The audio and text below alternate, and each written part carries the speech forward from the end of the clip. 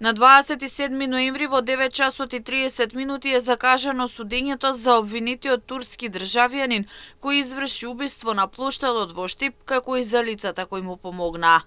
На прво обвинетиот ќе му се суди за кривично дело убиство, како и за кривично дело неовластено изработување, држење оружје и експлозивни материи, додека на останатите 4 лица за помагање при извршување на кривично дело убиство. Прво обвинетиот 21 годишник без регулиран престој во државата на почетокот на мај оваа година од непознато лице во Скопје неовластено купил полуавтоматско огнено оружје пиштол со избришани податоци за модел и сериски број. Преку мобилни апликации се договорил со оштетениот на 8 мај да се сретнат во кафе-бар во центарот на Штип, седнале на една од масите во аголот од летната тераса на кафе-барот и разговарале околу 15 минути. Во еден момент обвинетиот отишол до тоалетот и веднаш се вратил, го извадил пиштолот и започнал да пуга кон оштетениот, нанесувајќи му 6 огнострелни повреди од кои починал. Тројца обвинети, ако знаеле, биле свесни за неговите намери да го лиши од живот оштетениот, му обезбедиле логистичка поддршка за извршување на делото.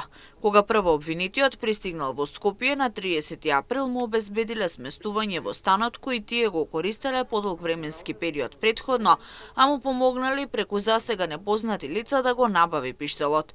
На денот на убиството со возило на еден од обвинетите заедно го превезеле до Штип. По извршување на убиството, со цел да не бидат откриени, ја повикале и петата обвинета да ги превезе со друг автомобил во нејзина сопственост, па сите заедно се упатиле кон Скопје. Кога пристигнале пред наплатната рампа за Патари на Миладиновци, кога забележале дека на патарината е поставено полициско возило кое врши контрола, обвинетата, иако знаела дека прво обвинетиот е извршител на убиство и по него се трага, се обидела да му помогне да не биде откриен и фатен.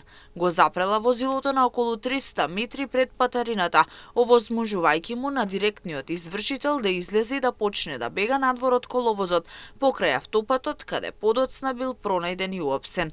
Останатите продолжиле да се движат со возилото кон патарината, биле запрени од полициски службеници кои започнале да ги легитимираат и да вршат преглед над возилото.